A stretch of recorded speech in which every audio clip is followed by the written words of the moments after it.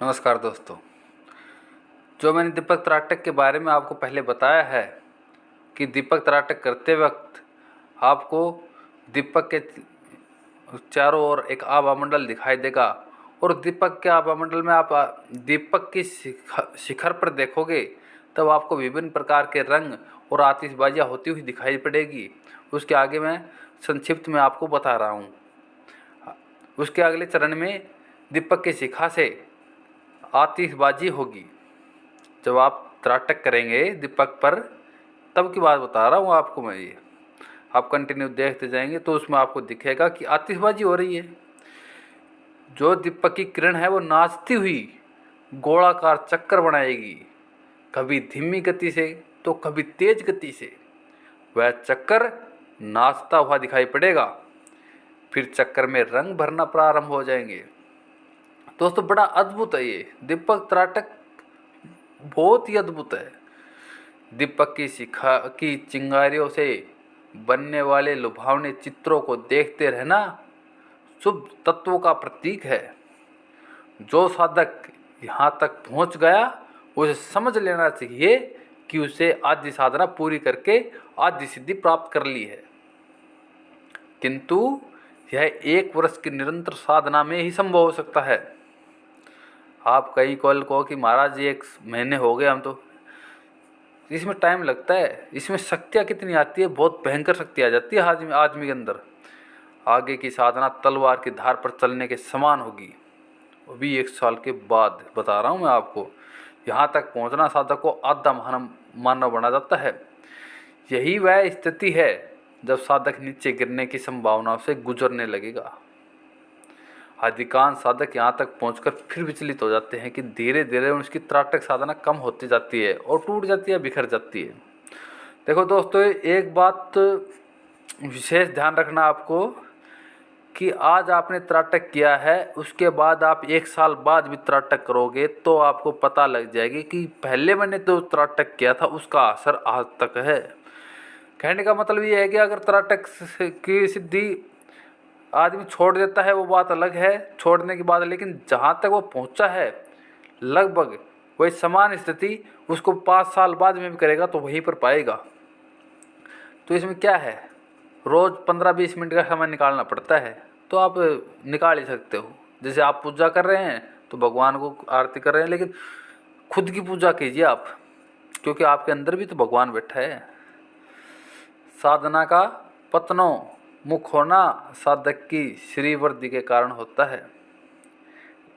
कहने का अर्थ यह है कि आपके पास पैसा आया और आप साधना के पतन की ओर चल पड़े।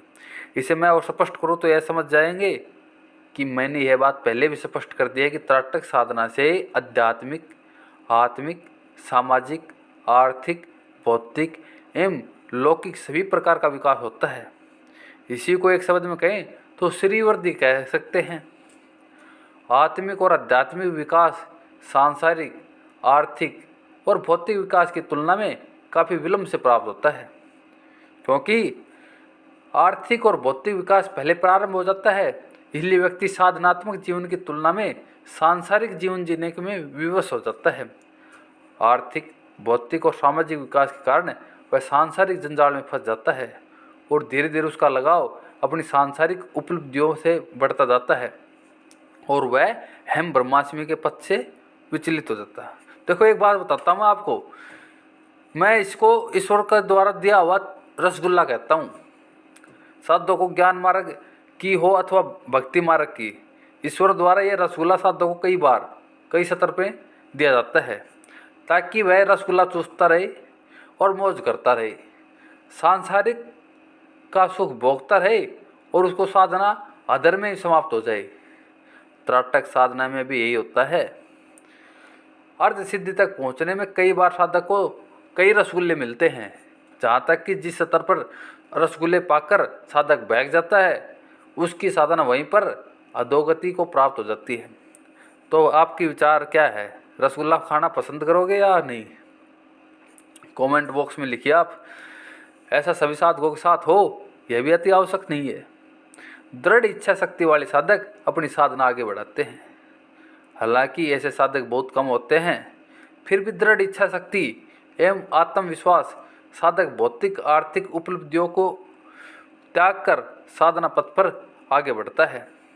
ऐसे लोगों को साधना करते समय अब दीपक की शिखा में देवी देवताओं की चमकीली पके हुए सोने के रंग जैसी मूर्तियाँ दिखाई पड़ती है। कभी कभी कमल के फूल, गुलाब के फूल, सोनजोई के फूल और चंपा के फूल दिखाई पड़ते हैं। आगे के सत्र में मूर्तियों में आभूषण युक्त चेहरे दिखाई पड़ेंगे, पूरा शरीर दिखाई पड़ेगा। अब मंडल के बीच में आकर्षण लुभावनी मुख आकृतियाँ दीपक की शिखा के चारों ओर दिखाई पड़ती हैं। कभी एक, कभी दो, कभी चार अलग अलग आकृतियाँ दिखेंगी और कभी एक ही आकृति 2, 3, 4 की संख्या में दिखाई पड़ेंगी। साधना आगे बढ़ी तो यही आकृतियाँ कभी गुलाब के फूलों पर तो कभी कमल के फूलों पर दिखाई देंगी। कभी मुस्कुराती हुई, कभी रोती हुई, कभी प्रेम प्रदर्शित करती हुई, कभी क्रोध प्रदर्शित करती हुई दिखाई पड़ेंगी। साधकों को यहाँ 2 प्रकार से सावधान रहना है बस। एक तो वह कि उन दृश्य आने से साधक को जो दृश्य दिखाई देंगे देवी देवता को, तो बड़े बड़े रसगुल्ले मिलने शुरू हो जाते हैं चमचम जैसे। साधक आदि सिद्धि पर ही मिले, इन रसगुल्लों पर नहीं पिछड़ा तो यहाँ फिर कभी नहीं पिछड़ सकता। कहने का मतलब ये है, इस स्थिति के बाद मिले रसगुल्ले पर नहीं फिसलना चाहिए और इतना वैभव मिलेगा कि सामने स्वयं ब्रह्मा अपने साथ स्वर्ग ले जाना चाहता है तो भी साधक इनकार देगा, क्योंकि सांसारिक सुख सामने है और स्वर्ग के सुख कल्पना में है। जो सामने है उसे भोगे अथवा ईश्वर के साथ जाकर निश्चित अवस्था में स्थिति में रहे, पता नहीं वहाँ पर सुख उसे रास आए या भी नहीं आए। ऐसी स्थिति में वह मोक्ष, परमानंद, अहम ब्रह्मास्मि की श्रेणी आदि का विचार भी मन से निकाल देगा और सांसारिक विषय वासनाओं में निर्लिप्त होकर साधना पक्ष से विमुख हो जाएगा, क्योंकि जो सामने है वही सत्य है, महसूस होता है, परंतु ऐसा होता नहीं है। देखो एक बात बताता हूँ आपको कि जो साधक दीपक त्राटक करता है और दीपक त्राटक की सिद्धि उसे मिल जाती है तो आँख खोलते ही अगर किसी को क्रोध भर से देख ले तो वही जलकर राख हो जाता है। दीपक त्राटक ब्रह्मास्त्र का काम करता है, 3rd आई एक्टिवेशन में 1 नंबर का है। अगर आपको दीपक त्राटक 1 साल कर लिया तो 3rd आई आपकी एक्टिवेट हो जाती है। आप कहीं भी आने भूत भविष्य वर्तमान काल देख सकते हैं। देखो बिंदु त्राटक स्टार्टिंग है, दीपक त्राटक 2रे नंबर का है, उसके बाद 3रे नंबर पर आता दर्पण त्राटक। दर्पण त्राटक 40-45 दिन का होता है, लेकिन मेहनत किस में करनी पड़ती है? बिंदु त्राटक में, दीपक त्राटक में। ये 3 त्राटक किसी ने कर लिए ना तो क्या हो जाएगा, जो आदमी ध्यान की गति प्राप्त करता है ध्यान से, जैसे महात्मा बुद्ध की तरह, ऐसे ध्यानी, ज्ञानी और सभी सुखों से संपन्न हो जाएगा। तो इस स्थिति में पहुंचकर साधक आगे तो बढ़ना चाहता है तो समझ ले कि वह अहम ब्रह्मास्मि के बहुत निकटता है। अगर वह मोह माया में औरतों के पीछे चक्कर काटना चाहता है तो समझ लो ये आप साधना पथ से भटक रहे हैं। उसके बाद जो आपको हाई लेवल की चीज़ें मिलेंगी उसके बाद की बात है ये। उसे जब हंसते रोते देवी चेहरे दिखाई पड़े तो वह सावधान हो जाए, यही दूसरी सावधानी है।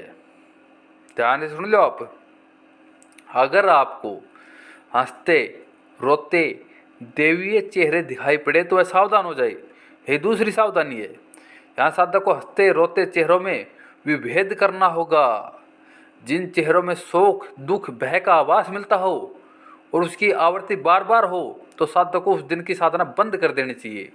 यदि दूसरे दिन, तीसरे दिन भी अशुभ भावनाओं के चेहरे दिखाई पड़े तो प्रतिदिन कुछ क्षणों की साधना करने के बाद बंद कर देनी चाहिए, किंतु साधना पर बैठे ही नहीं अथवा यह सोच ले कि 2-4 दिन बाद साधना फिर से शुरू करेंगे तो यह अनुचित होगा। यह आपको ध्यान रखने योग्य बात है कि मुझे बुरे बुरे चेहरे दिखाई पड़ते हैं, रोते हुए चेहरे दिखाई पड़ते हैं तो मैं साधना में नहीं बैठूंगा, तो वह अनुचित होगा। चेहरों का भाव को समझे। हंसते हुए शुभ भावना वाले चेहरे आपको प्रोत्साहित करते हैं और साधना का आगे बढ़ाने और लक्ष्य तक ले जाएंगे, किंतु इसकी संख्या और अवधि कम होगी। अशुभ वाले चेहरे आपको साधना में विरक्त करते हैं, वे चाहते हैं कि आप साधना आगे न बढ़ाए, यहीं रोक दे और सांसारिक एवं लौकिक सुखों का आनंद उठाए। पता है क्यों क्या होता है? जो आपके अंदर बैठे हुए आपके बुरे कर्मों के हुए है ना नतीजे, वो सामने दिखाई पड़ते हैं।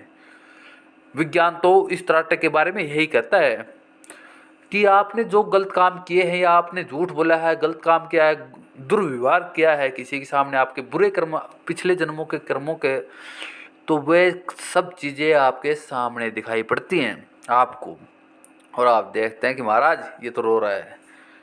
बस आज के लिए इतना ही, धन्यवाद। आगे वीडियो अवश्य आएगी इसी के ऊपर, जब तक लाइक, सब्सक्राइब और शेयर कर दो।